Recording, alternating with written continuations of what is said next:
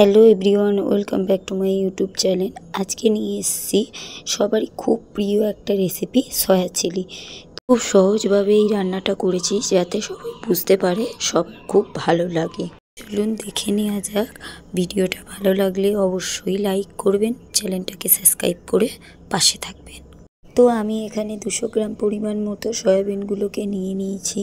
আর এখানে একটা গামলায় আমি জল নিয়ে নিয়েছি 2 কাপ পরিমাণ মতো। তাতে অল্প একটু নুন দিয়ে দিয়েছি। কড়াটা এখানে বসিয়ে দিয়েছিলাম, কড়াটা যেহেতু গরম হয়ে গেছিলো তাই জলটা ঢেলে দিলাম নুন। তো তার সয়াবিনগুলো সবগুলো ঢেলে দিলাম আমি। তো তারপরে আমি এখানে একটা খুন্তির সাহায্যে ভালো করে নাড়িয়ে নেবো, মানে মিশিয়ে নেবো। তো দেখো এখানে 10 মিনিটের মতো ঢাকা দিয়ে রেখে দিয়েছিলাম আর এখানে ফুটে গেছে সয়াবিনগুলো। ওইদিকে সয়াবিনটা হচ্ছিল আর আমি এইদিকে পেঁয়াজ কুচি, ক্যাপসিকাম কুচি, টমেটো কুচি, 4টে লঙ্কা আর আদা রসুনটা কুচিয়ে রেখেছিলাম। আর এখানে আমি একটা বাটিতে নিয়ে নিয়েছি সয়া সস, টমেটো সস আর রেড চিলি সস।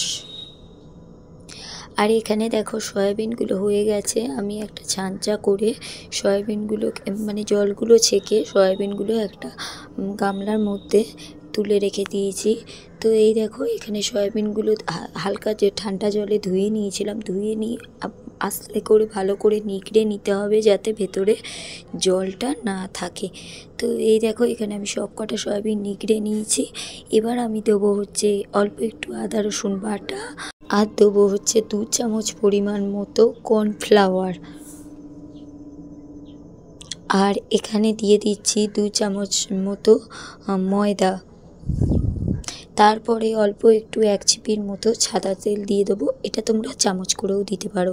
তারপরে যে রেড চিলিটা রেখেছিলাম সেটা ওপর দিয়ে দেবো রেড চিলি সসটা। 1 চামচ দিয়েছিলাম কিন্তু প্রথমটা কম হয়েছিল বলে আমি আরেকটু দিয়ে দিলাম। তো এখানে দিয়ে দেবো হচ্ছে গোলমরিচ গুঁড়ো আর অল্প একটু নুন।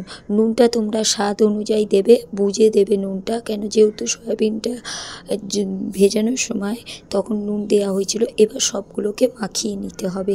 আর এই দেখো এখানে আমি কড়াই বসিয়ে দিয়েছি, কড়া গরম হয়ে যেতে আমি যে মেখে রাখা সয়াবিনগুলো ওগুলো দিয়ে দেবো। গ্যাসের ফ্লেমটা কিন্তু তোমাদেরকে লো করে রাখতে হবে।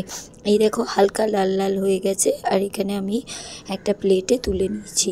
এই দেখো, তো ওই কড়াতেই আমি দিয়ে দেবো হচ্ছে আদা রসুন কুচিটা, যেটা আমি কুচিয়ে রেখেছিলাম আদা রসুন, ওইটাকে হালকা কালার এলে আমি দিয়ে দেবো হচ্ছে চিলি সস।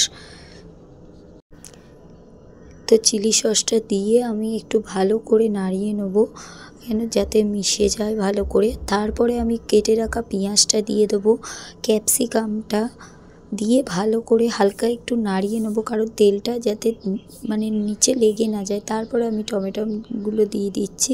দেখো টমেটোটা তোমরা চাইলে দিতেও পারো, নাও দিতে পারো। তারপরে কাঁচা লঙ্কা দিয়েছি, টমেটো সস দিয়েছি, কেন যেহেতু টমেটো সস আছে তাই তোমরা সেটা নাও দিতে পারো। তো তারপর দিয়ে দেবো সয়া সস আর গুলে রাখা কর্নফ্লাওয়ার, যেটা তোমাদেরকে দেখাতে পারিনি। কর্নফ্লাওয়ারটা তোমরা 2 চামচ জলে ভালো করে ফাটিয়ে গুলে নেবে।